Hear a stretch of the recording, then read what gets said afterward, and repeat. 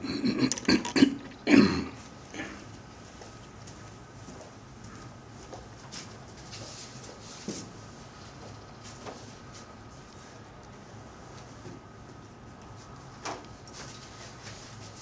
so most of you I know. My name is Danny Quaranto. I'm an acupuncturist, and I've been an acupuncturist for 28 years. And we're going to talk a little bit about diabetes tonight, because probably one of the most prevalent things that I see in my practice are the consequences of people having diabetes. And there are some ways that we can handle diabetes from a natural perspective. Now, there's different types of diabetes. There's type 1 diabetes, there's type 2 diabetes, there's actually, we have type 1.5 diabetes now. So, yeah, type 1 diabetes, of course, is autoimmune. It's a disease where your immune system is attacking your pancreas, the beta cells in your pancreas that make insulin. Or they could actually be attacking insulin itself.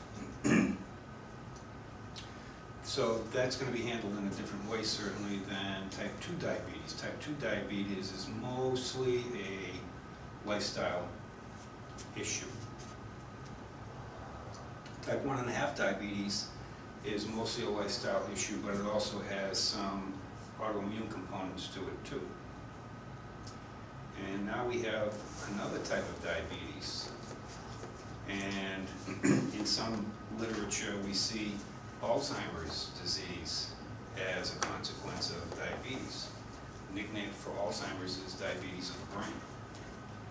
So we know that there are major neurological problems that we have when we have diabetes. It can affect the nervous system.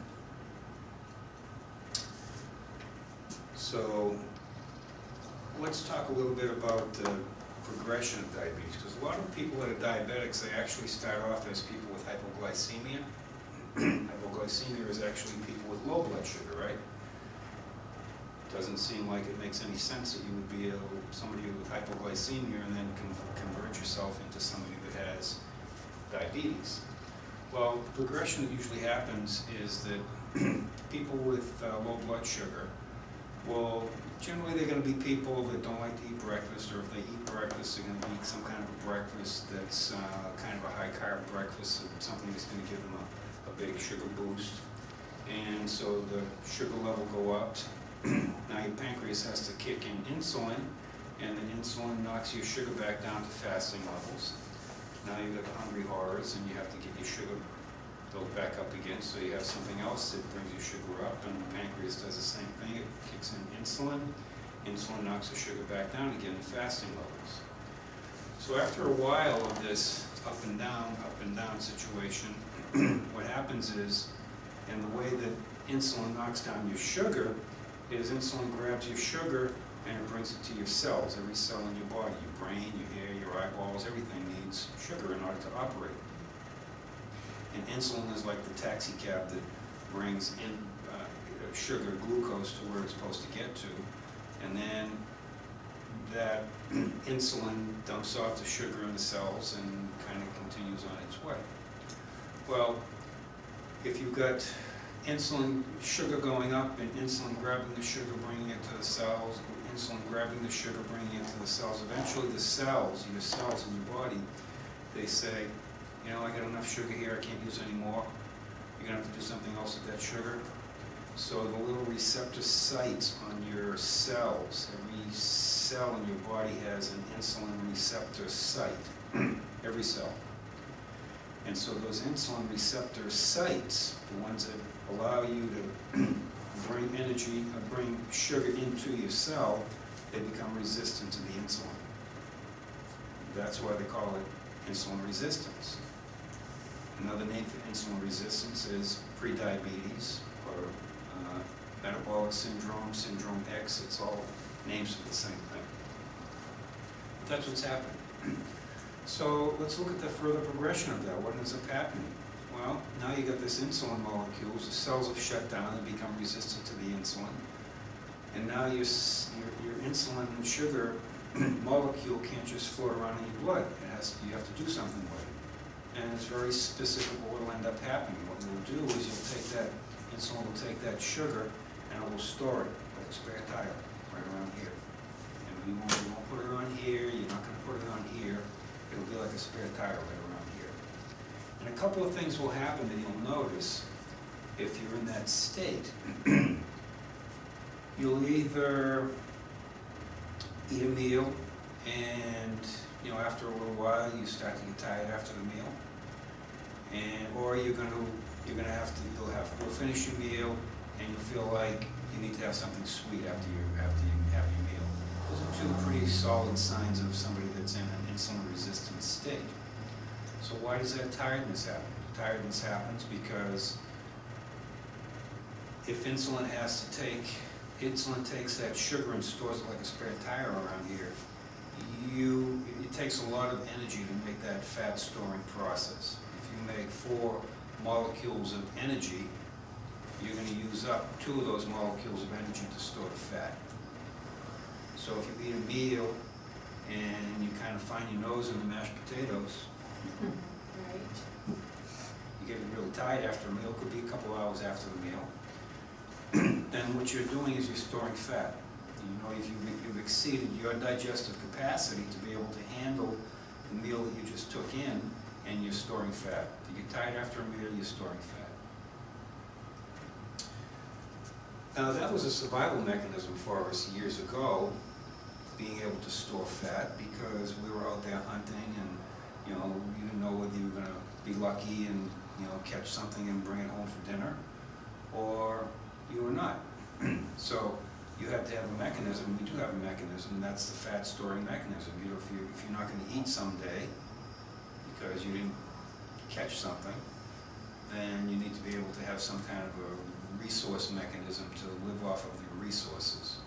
And that's what the insulin storing process is all about. Well, we don't have that problem anymore, do we? We go across the street to the convenience store and buy a Snickers, right?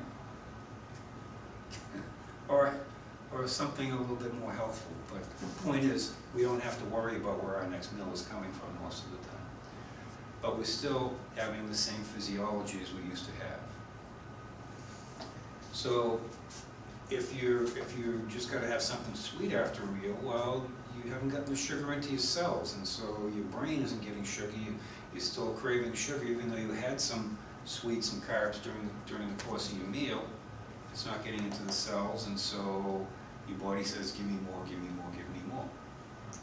Now, after a meal, you shouldn't feel really, really tired, dragged out, and you shouldn't feel fully energetic and ready to go. And you know, I was dragging myself around. I had something to eat. I perked right up. I felt great. That's not good either. When you have a meal, you should have a nice, even feel to yourself. If you are somebody that perks up after they have a meal, then you probably have low blood sugar. You probably have hypoglycemia. And why would that perk you up? Well, because you just gave yourself a shot of sugar, and so, you know, the cells are very happy. You shouldn't have that fluctuation whenever you have a meal. And if you're feeling really tired and dragged out, that means that's a good sign that you have some insulin resistance or pre-diabetes. So it's all about trying to keep your blood sugar nice and level. So I want to tell you a story about, actually I think I'll wait until there's a couple of people that said they were going to be late, so I want to kind of give them that information too, so I'll hold off on that. But if you have questions, let me know. I can go in any direction that you want to go, okay? Anything that I said so far that, you know, is kind of different? I wanted to ask you something. Yeah. I understood that if you ate more than what would fit in the palm of your hand, you were eating too much. Is that a problem, that we eat too much? Well, yeah, sure. That one sitting? Yeah, the quantity of food also makes a difference, because you're going to convert whatever you're going to convert, whenever you're going to consume, whether it's carbohydrates or it's protein or it's fat, it's going to end up eventually as glucose through different pathways in our body. Interestingly, there was a study that was done one time where they wanted to try and find out what what type of diet would cause people to lose the most weight. And so they took 3 groups of people, and all 3 groups could only have 1,000 calories. Now, anybody should lose weight on 1,000 calories, right? You know, it's not very much. Okay. So one group had 1,000 calories of fat, another one was 1,000 calories of protein, another one was 1,000 calories of carbohydrates. And it was actually 20%. It was actually 800 calories of each, and the other 20%, just so they could have some kind of a little bit of balance in it, was proteins in the carbs in the fat group, and you get the idea. Each group had proteins, carbs, and fats, but this group had 80%, 800 calories of fat, about 800 calories of protein, 800 calories of carbohydrates. So, who lost the most weight? Take a wild guess. The ones that ate the protein. Almost. Actually, the people who lost the most weight on the diet, on that program, were the people that ate 1,000 calories of fat. Now, I'm not saying that that's the way you should go, but the reason that happens is because when you're eating fat, you don't need any insulin in order to handle the fat. So you're not going to have the fat storing process by eating fat, especially 1,000 calories. Like I say, 1,000 calories, anybody should lose weight. Right? The people that actually ate the 1,000 calories of protein, they lost weight too, not quite as much as the people who lost 1,000 calories of fat.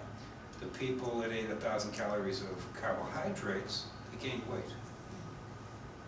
So it's not true what we've always heard, that a calorie is a calorie is a calorie. It depends on where that calorie comes from, because you utilize it in your body differently, whether it's a protein, a fat, or a carbohydrate.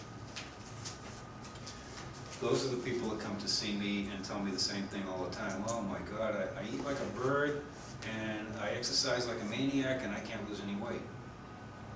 Well, then I look at the diet, and they're having a organic carrot cake muffin, made from wheat grown carried across the desert on the back of Moses, and I mean really good quality stuff, but it's still a carbohydrate. So those things are going to kind of rebound on us. So the real thing you want to do is kind of keep some balance in your diet, and there are certain carbs that are okay and certain carbs that are not okay. Like the dense carbohydrates, like the grains, those are generally not going to be your friend if you're diabetic. The more you can stay away from the grains, the better off you're going to be. We'll talk about it when, in a few minutes when these people are going to come in, because I want to tell you the story about Richard Bernstein.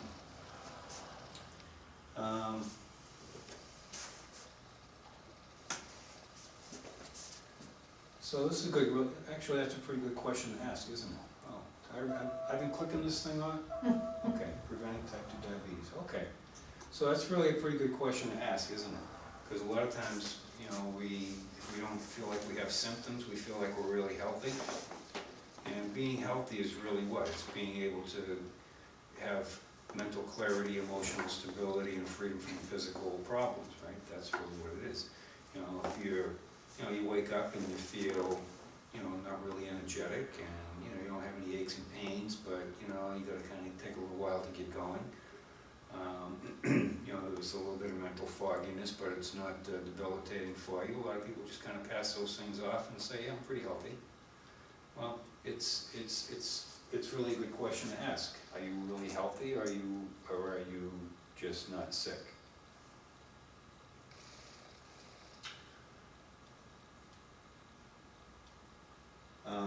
So that's what we're talking about, right? Functioning at 100% of your full potential. Mental clarity, emotional stability, freedom from physical ailments. Remember what I said type 3 diabetes was? Type 3 diabetes was Alzheimer's. we're talking about mental clarity also, okay, mental functioning. You know what your brain lives on for fuel as a first recourse? It lives on glucose. Your brain is a glucose hog. Your brain sucks up about 25% of the glucose in your body to use for fuel. So if your brain wasn't getting the nourishment that it needed, maybe because the insulin receptor sites shut down and you weren't able to get the glucose into your cells the way that you should, do you think that might compromise your mental functioning? Yeah, probably. So this is a great question to ask yourself too, isn't it? Are you healthier now than you were 5 years ago? It's kind of a good little inventory to take, isn't it? And if you have to answer to yourself, no, I'm not as healthy now as I was 5 years ago, then the next logical question is, well, if I don't do anything about it and I keep on going on the same way that I've been going for the last 5 years, how am I going to feel in 5 more years? Am I going to be feeling better? Probably not. So sometimes when you make an assessment like that, it can be a little wake-up call for you to say, you know, I need to do something, I need to do something now. So we saved some seats here for you. Thank you. Maybe you can look them stuff together. And we have that chart right there. Oh, is that your chart? Is that yours? No? Okay, great. It's yours. There's a questionnaire in there, if you would, please fill it out on the code. If we end up sitting together sometime, it would be nice to have some information about what's going on. So we waited just for you so that we can tell a story about Richard Bernstein. Okay, so Richard, they've been sitting here with bated breath waiting for you guys to come in so we can tell the story about Richard Bernstein. So it's a great story. Richard Bernstein is probably the world's longest lived type 1 diabetic right now at this point. He's had type 1 diabetes for more than 60 years right now. Okay, so back at that time, 60 years ago, people were, they were dying pretty regularly of either the blood sugar going too high or too low, and you had to kind of chase your blood sugar up and down based on symptoms. And sometimes it was, too late. Well, you made the wrong guess. Am I hypoglycemic or am I getting too much insulin? So, anyway, he survived. He went to college, became an engineer, and did what engineers do. Engineers solve problems, right? Okay, so he came out of college, and at the time, it wasn't available. The blood glucose meters that people use to just, routinely stick themselves now with to, find out what their blood sugar is at any time they feel like doing it. Okay. Well, those weren't available at that time, and when they did become available, they were only available to MDs. So as chance would have it, he marries an MD. How fortuitous. Honey, can I please have a blood glucose meter? I promise I'll be good. Yeah. So she says, okay. I'll get you a blood glucose meter. So he does what engineers do. He starts taking his blood glucose level, and he takes it. I didn't say blood pressure, did I before? Okay, good. So he starts taking his glucose in the morning when he gets up, before breakfast, after breakfast, before he exercises, while he's exercising, after he exercises, before lunch, after lunch, in the afternoon. He's an engineer. Before dinner, after dinner, in the evening, before he goes to bed, and he charts all along the way. He gets this beautiful chart. What is my blood sugar exactly? We have these different times of the day. And he calculates, well, if I take this much glucose, my sugar is going to go up this amount here. If I take this much insulin, my blood sugar is going to go down this amount here. So he did what everybody, even today, considers impossible. He was able to keep his blood sugar in the normal, healthy person range all day long. 85 to 100, all day long, he stayed right in the same range. Okay? So he writes a paper and sends the paper to the New England Journal of Medicine, Journal of Medical Association, and says, look what I've been able to do. I've been able to keep my blood sugar in the normal, healthy person range all day long, and this is how I did it.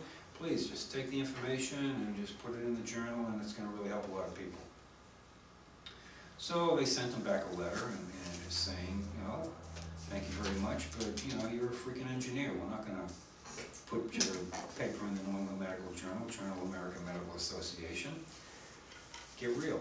So he says, well, okay, well, I guess I can't beat him. I'm gonna have to join him. So 48 years old, he goes to medical school, becomes an MD. and comes out, and now he's still practicing in Mamaroneck, New York. He's in his 80s. He's been practicing. People come from all over the world to just sit at his knee and just have him teach them his program for a week or two, whatever it takes to teach his program. And so this is a man that's, you know, got some integrity. This is not somebody that's out there just trying to sell a book and, you know, take your money.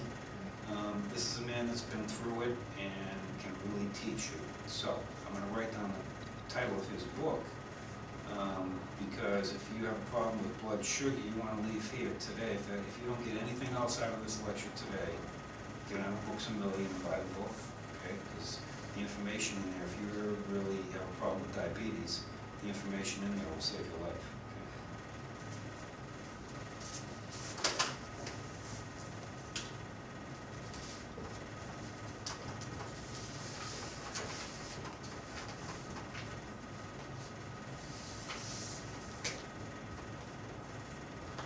Okay, so diabetes solution.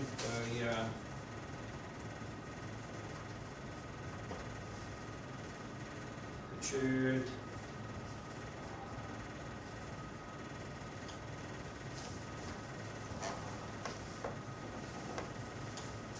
Bernstein.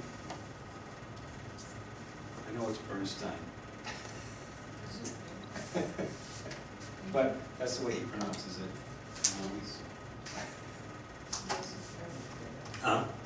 Amazing character. Yeah. You know about him? I heard about it, Yeah. yes. Yeah, he's an incredible guy.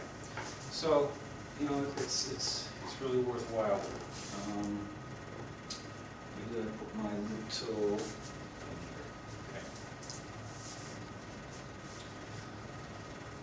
So, yeah, if you would fill this survey out, it's you know, the blue thing you have in here, and we're going to really talk about, you know, reversing type 2 diabetes. You can really do this. I've had many people that are diabetic and then they've been able to get off of their medication. You can do this. If your pancreas is still viable, if it hasn't been completely destroyed or completely become atrophied, then you can really get better. But you know what the biggest problem is with most diabetics? Most diabetics get the way that they are because they're notoriously non-compliant. They got the way that they are because they're going to do it their way. And their way ain't working. So it's time at that point to, you know, you try something different. If you really want to get better, you know that what you've been trying to do isn't getting you where you want to get to, then you need to try something different, right? Bernstein is a way for you to go. So one of the things you want to get away from is fad dieting. Fad dieting is, you know, because a lot of what we're going to talk about, it has to do with weight control, because weight control is a major factor in people who take. We're talking mostly about type 2 diabetes here tonight. And now, when we started off the lecture tonight, we talked about this. Actually, 4 types of diabetes right now. There's type 1.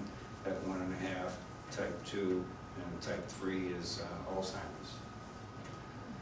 So type 1.5 is kind of a combination of type 1 and type 2.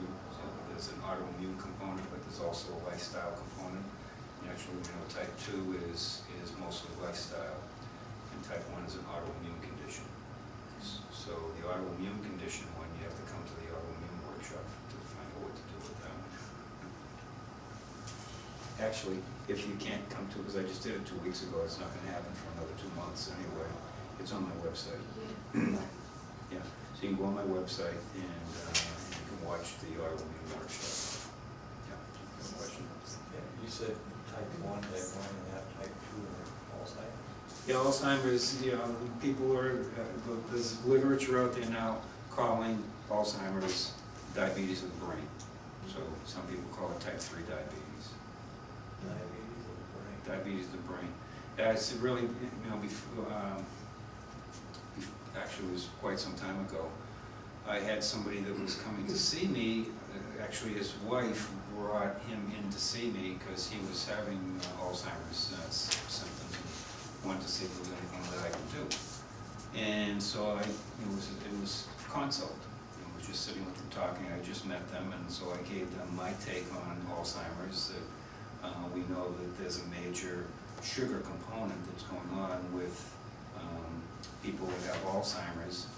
They're not utilizing the glucose with there, and they get much better results if they can turn themselves into ketone burners.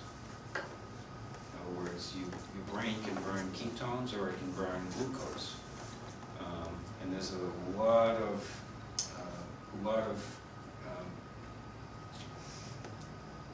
history on and treatment. If you've heard of the ketogenic diet is what the Johns Hopkins Hospital has been using for many, many years to treat people with epilepsy. And it's because what they've done is they change people so that their brain isn't burning glucose anymore, it's burning ketones. And when it does that, it changes the electrical activity in the brain. So get a movie sometime. It's called First Do No Harm. It's a true story. It's Meryl Streep is in the movie, and it's about a kid that was having grand mal seizures for every 5 minutes. Pretty serious. So they wanted to remove part of his brain. And Mom said, you know, it's kind of drastic when you think about doing something else for us. And I've been researching on the internet, and I found Johns Hopkins has been using this ketogenic diet for a long time. And the neurologist said, oh, it's all anecdotal evidence. It's Johns Hopkins, major research hospital, right? They're not going to put their reputation on the line for something that doesn't have any kind of efficacy, right? So Mom basically has to kidnap her kid and take the kid to Baltimore to Johns Hopkins, and they put him through the ketogenic program, cures his epilepsy, cures it, like it's gone. And at the end of the movie, a bunch of people, if you watch this movie, you're going to want to be throwing stuff at the TV. Yes. It's really amazing that they try to do this. So at the end of the movie, all the extras in the movie, the cab drivers and the orderlies and the nurses and you know, everybody in the movie, and these extras, they come on stage in their, you know, actor clothes.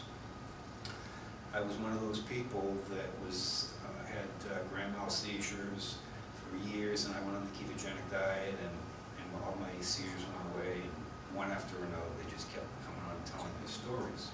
So it's a beautiful movie. First Do No Harm. I think Meryl Streep donated her time in that movie. Because she was so worthwhile for her to do that. Wow. First Do No Harm, yeah.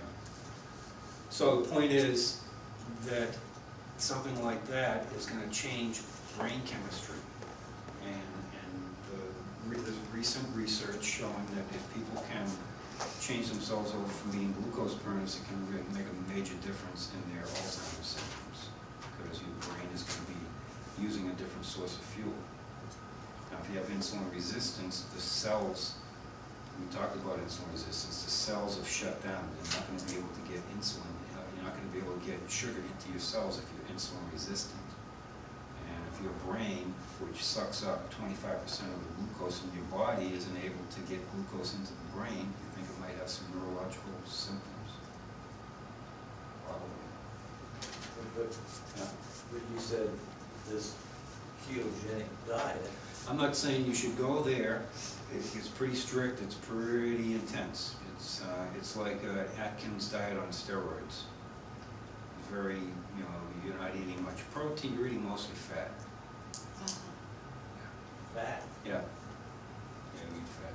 Now, people people that hear the word ketosis and ketogenic a lot of times get the wrong idea that we're talking about putting somebody into diabetic ketoacidosis. Because people that are diabetic, they can go into diabetic ketoacidosis and they die from that stuff. Putting yourself into mild ketosis and diabetic ketoacidosis, the comparison of those two things is like the little mist that was on your windshield when you were coming in here, driving in, and a hurricane. It's two ends of the spectrum. Diabetic ketoacidosis is lethal, and mild ketosis, you can stay in mild ketosis for your whole life, and you'll be just fine. Go ahead. You said that this ketogenic diet Yeah. keeps the brain from, it's burning ketones instead of. Yeah, it burns sugar. ketones instead of sugar.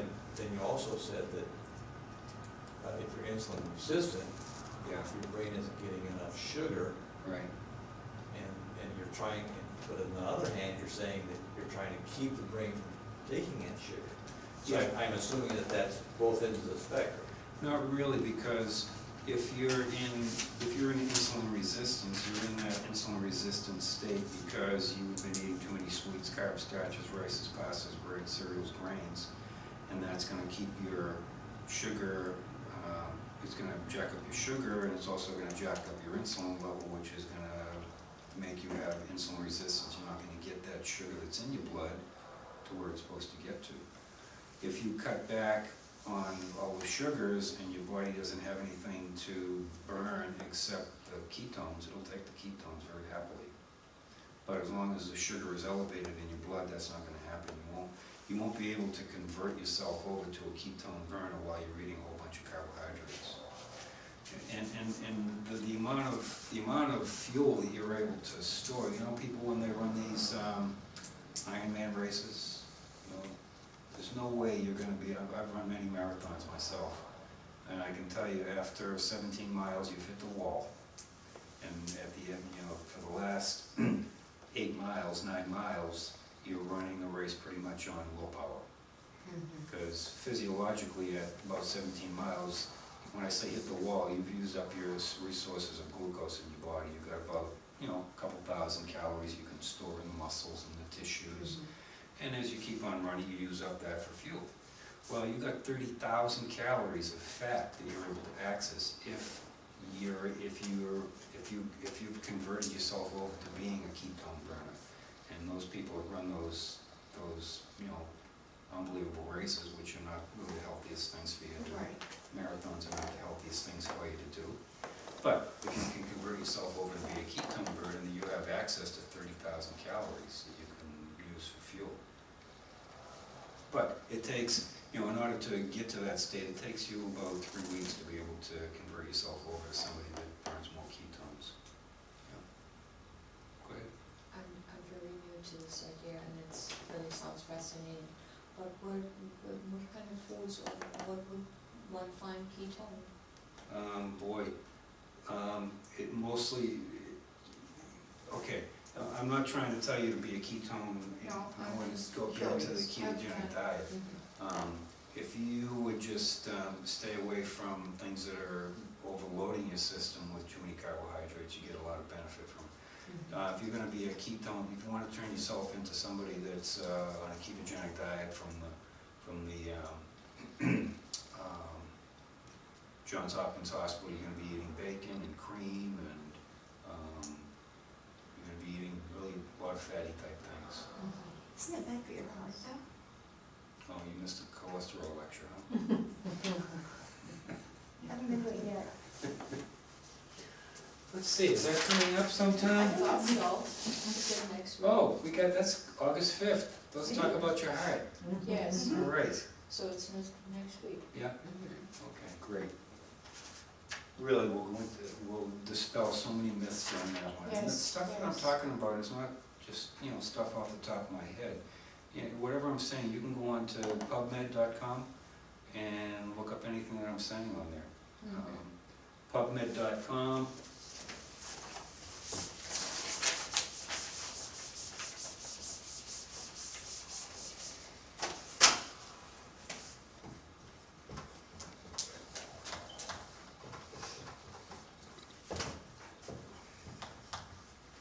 PubMed.com is the website for the National Institute for Health. That's a repository of information. All research studies that people do, they collect them at PubMed. So you can go in there and punch in Alzheimer's and ketones and diabetes and insulin resistance, and we punch in whatever I'm talking about that sounds